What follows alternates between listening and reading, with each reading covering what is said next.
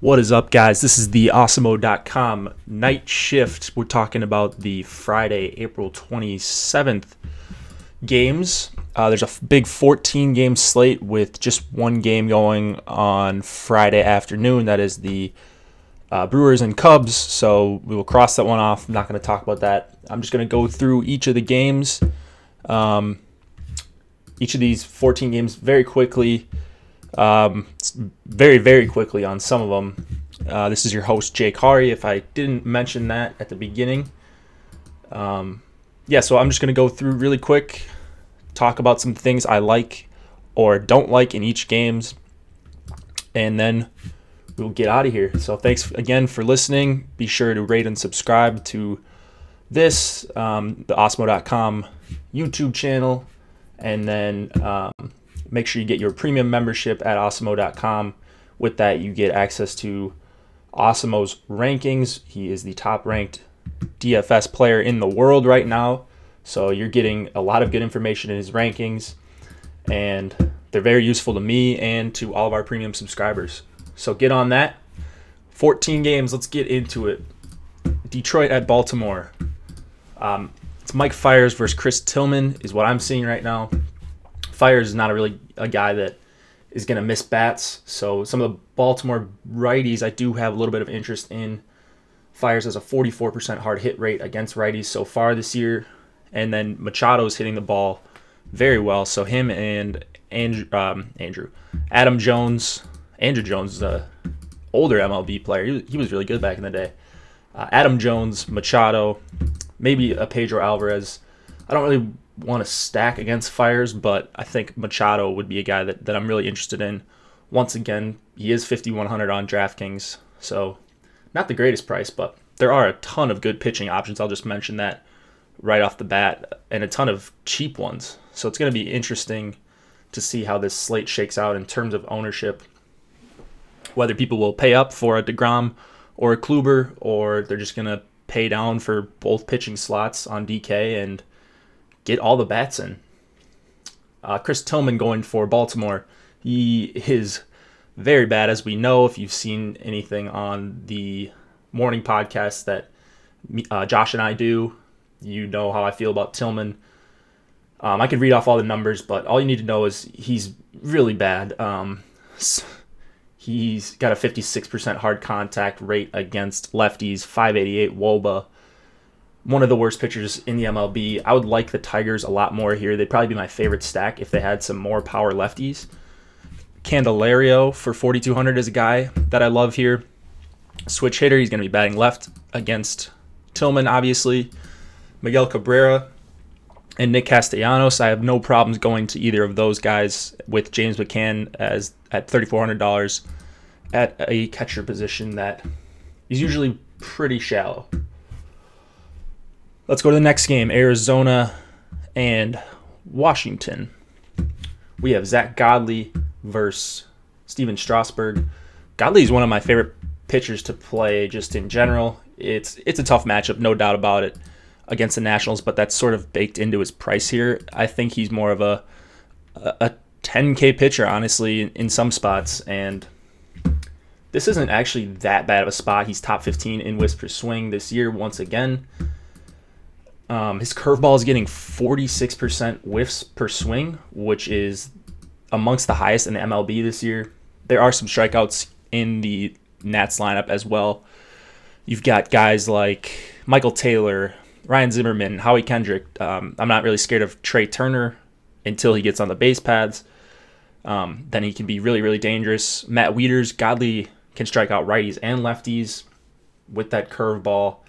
He's just a really good pitcher. I think still underrated. And the Nationals run total that's under 4 right now. It's at 3.8 right now when I'm recording this. That is very encouraging for Godley's outlook for me. So Godley's a guy that I'm going to be looking at pretty hard, and good chance that he makes my lineup for 8,600. I think he'd get 20 plus pretty easily here on DK and potential for a lot more. So I don't think he's going to be popular. I do like Godley quite a bit. Strasburg, he's been unhittable for righties, 40% K rate. He's getting whiffs. It's getting swinging strikes. The price is pretty good, 10.8K. You know, there's some other guys that are above him, but he's in sort of a price range of his own with Ryu for the Dodgers. I'd much prefer Strasburg over Ryu. I don't really want to target any Arizona bats, and some pretty strong interest in Strasburg, so I like both sides of pitching here, and then not much for hitters. St. Louis and Pittsburgh. We've got Mike McCollis and Steven Brault. McCollis is getting hit hard by lefties. 32% line drive percentage against left-handed bats. That is very concerning, and I don't really want to go with McCollis here against these Pittsburgh lefties. They got 4 out of 5 to start if we get a normal lineup. So Adam Frazier, Gregory Polanco, Josh Bell, and Corey Dickerson. They are all under 3,600. They're all at or under 3,600, I should say. And they make for a pretty cheap stack on a night where I don't think they're going to be owned at all. So I like the Pirates stack a little bit here. On the other side, we've got Steven Brault, who is not really any good. He's getting pounded by righties. He's been getting ground balls, but if some of those turn into fly balls, and that's how ground ball pitchers get crushed, they leave some pitches up in the zone. That's how they get blown up. Well, St. Louis definitely has some bats that could get some balls up in the air. Jose Martinez, Marcelo Ozuna, 2 of my favorites here for the Cardinals stack. If Tommy Pham is back in the lineup for 4,700, I'm comfortable paying that price. Dexter Fowler for 4,000. Yadi Molina for 3,800 has been hitting lefties really well going back to the start of last year. So like bats on both sides here. No interest in either of the pitchers. Probably a lean towards the Cardinals stack, but don't forget about the Pittsburgh guys either, especially if you are multi-entering. Atlanta and Philadelphia. Julio Teheran, huge splits for him once again this year. That's pretty expected for him. For 6,500 on DraftKings, I think you could get away with him.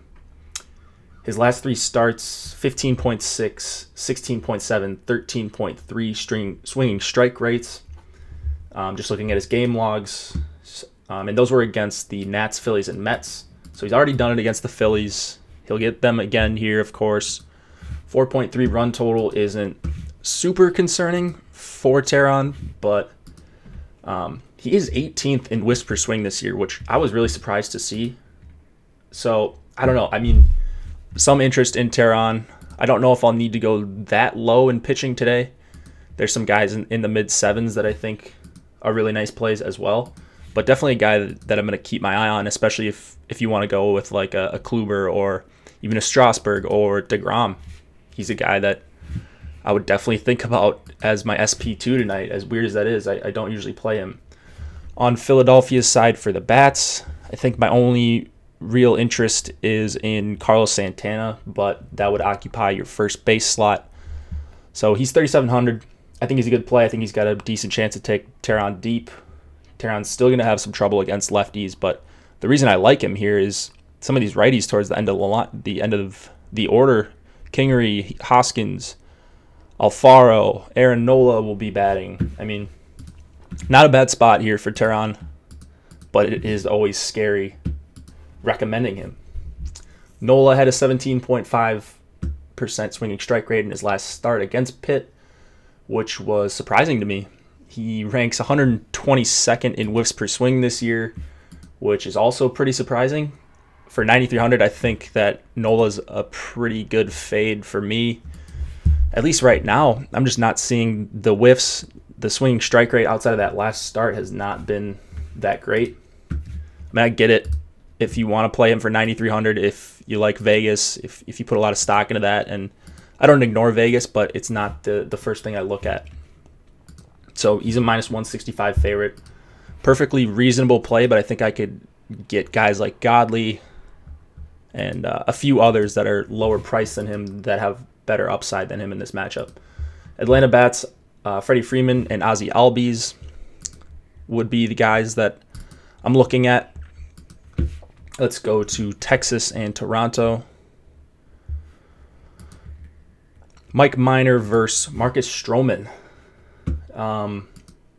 Minor's not really gotten blown up yet this year.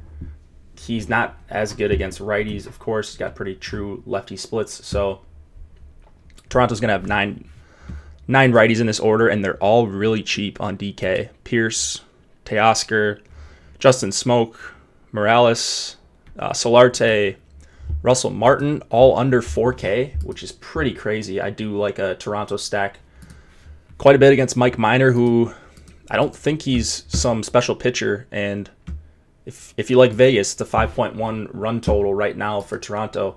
They won't go overlooked, but they're definitely near the top of my list for stacks tonight.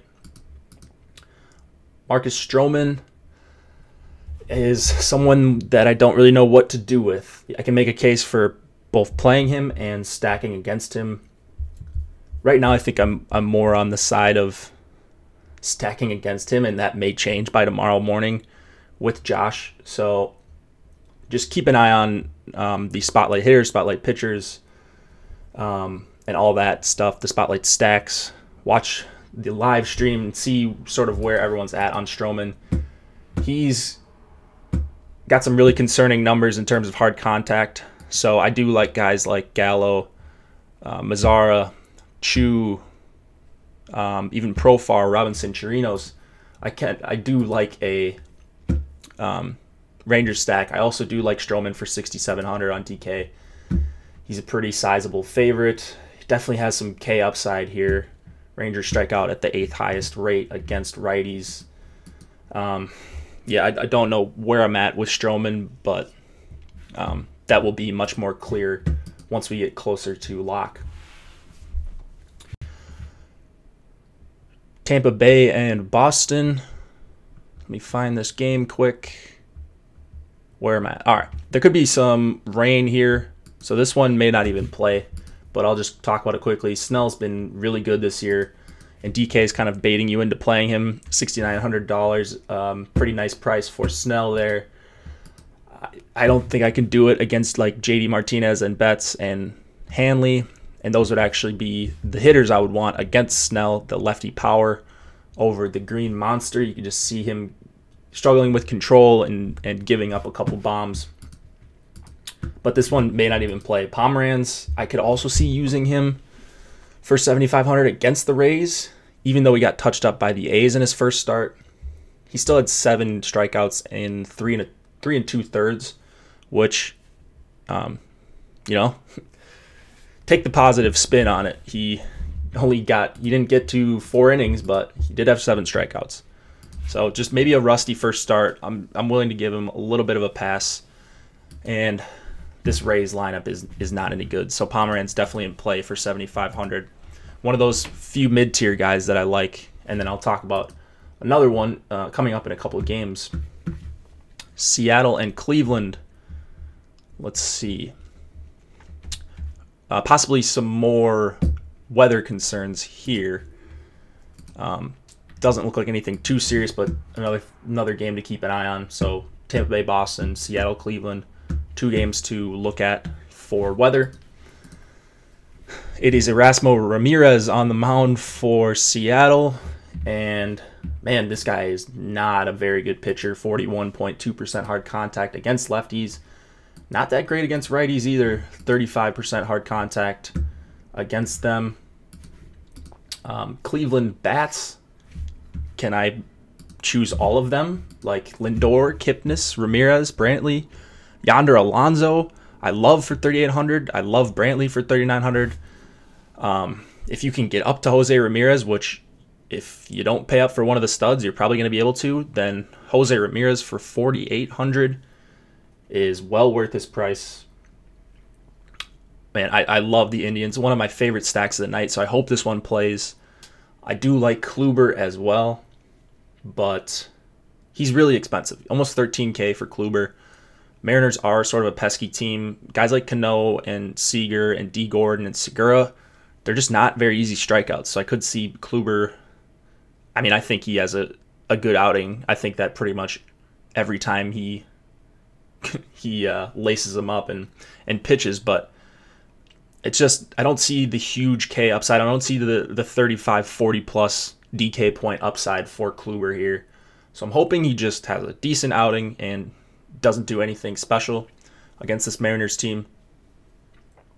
But, I mean, definitely one of those guys where I wouldn't be shocked if he gets 30 and is the highest scoring pitcher on the slate. I just prefer to pay up for some bats, I think, tonight, including the ones on his own team. Colorado and Miami. Tyler Anderson versus Jose Urena. No interest in Urena. And then the only bat for him, or against him, I should say, is Charlie Blackmon. And that's going to be fairly obvious, 5,300 on DraftKings. Urena really struggles with lefty power. You saw it on the first pitch of the season, home run to Ian Happ. And that's sort of how I think the Marlins season is going to go. So I could certainly see Blackmon getting a home run here, which is not any sort of a hot take, but I do like Blackmon as a one-off. Not in love with the stack, though. Tyler Anderson, in his last 3 games, his swinging strike rates are 18.1, 18.2, and 13.5, which is definitely going to get my attention right off the bat. He's 24th in whiffs per swing this season. It's possible he's just taking the next step and he's a good pitcher. The Marlins lineup is obviously not great. They did get to Kershaw, but I don't expect them to be doing this night in and night out. And I don't mind playing Anderson at all. In fact, I like him quite a bit for 7,700 on DraftKings. He's a good pitcher, and this Marlins lineup is not very good. Going to have a few lefties in there for him. And then the righties are like Miguel Rojas, Castro's good, Real Muto is good against lefty pitching. So those guys are a little bit concerning, but I think Anderson has a really nice game here, or at least has a chance to have a really nice game, and he's only 7,700 pitching in a good park. Cincinnati and Minnesota, Luis Castillo day. It's not been fun when he's pitched this year because I keep playing him. DK priced him down to 6,300, and I may fall for the trap again. I think he's been a really unlucky pitcher in terms of getting strikeouts this year. He's top 20 in whiffs per swing. He should be getting more strikeouts, but he's just so wild at times. So it's really tough for me. 6,300. It's going to be 50 degrees about here in Minnesota, which isn't terrible for April. Looks like there may be a little bit of wind blowing out to left. So I'm not concerned about Castillo in terms of his stuff, but it's just his command. If he could get his command right in this game, I know Minnesota doesn't have a ton of strikeouts in their lineup, but if he can get it right for just this one game for 6,300, there's not many guys that have the kind of upside that he does game to game. So Castillo, definitely a guy I want to look at as much as I have disliked playing him this year. The Minnesota bats to target against them. Kepler for sure, 3,600 outfielder spot. Kepler looks like a better hitter. He's hitting the ball hard, especially against righties. And then Brian Dozier for 4,600. Castillo just struggles with hard contact against both sides, and I don't think I see that going away anytime soon. So I don't really want to stack against Castillo.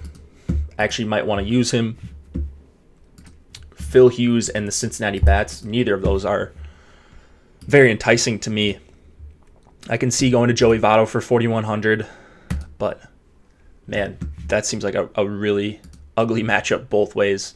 So just going to ignore the Cincinnati Bats, ignore Phil Hughes for now, unless I see something change. Oakland and Houston, got Sean Manaea and Dallas Keuchel. This is another game that I just don't really like anything much, which is weird for Astros games. I usually like the Astros, especially against the lefty. Manaea's coming off a no-hitter against the Red Sox. Now he gets a really, really tough matchup here. I'm just going to pass on him for 8,400 against the Astros. Even if he has a good start, I don't see where the strikeouts are going to come from. Springer, Altuve, Correa, Uriel, Bregman. None of those guys strike out over 20%, if I remember correctly. And it's just not a good matchup against Houston. It never really is, whether you're a righty or a lefty. But for lefties, it's pretty hellish. So Gurriel for 3,700 is priced in a spot where I could see myself using him. I think Manaea's a good pitcher. He just no-hit the Red Sox. So if you don't think he's a good pitcher by now, then I don't know what you're thinking. But he is good, so I don't want to go out and full-on stack against him. But Gurriel is a little bit interesting for 3,700. Dallas Keuchel, I'm just not going to play him. He's in a price range where I don't think he has a ton of upside. I don't think he has a ton of upside in general. But, again, another good real-life pitcher. So if you want to take a one-off against Keuchel, maybe a Matt Chapman or a Chris Davis. But I really, on a 14-game slate, I don't think you need to get cute and target against what I think is a good pitcher. White Sox and Royals. We've got Ronaldo Lopez versus Danny Duffy. Not really looking at either of the pitchers here, even though they're both pretty cheap. The KC bats I like. Moustakas and Duda against righties pretty much every time, and that's no different here, especially when Moustakas is priced like that, 4,300. He's not super cheap, he's not super expensive, so people aren't really going to be looking to use him. He's always low owned, pretty much always a home run candidate against a righty, especially a righty that I don't think is that great in Ronaldo Lopez. The Chicago bats, they crushed Duffy on opening day, so I could certainly see them doing that again. However, Duffy has been much better since that time. I thought he may have been like dealing with an injury or something. His velocity wasn't really there, but that was the first start. So maybe we'll just give him a pass. Individually, though, these White Sox do grade out really well. Specifically, Abreu, Castillo, and Matt Davidson. Those are the three hitters that I'm really looking to use for the White Sox, although Abreu has a tag next to his name. So we're going to have to check on that. Again, may have missed some news, but it looks like he's day-to-day. So make sure Abreu's in lineup if you're going to play him, obviously. That's good advice for anyone you're going to play, not just Jose Abreu. But yeah, I do like that middle of the White Sox order. Moncada against a lefty isn't as appealing to me. He hits righties much better, at least he has to this point in his MLB career. Yankees, Angels.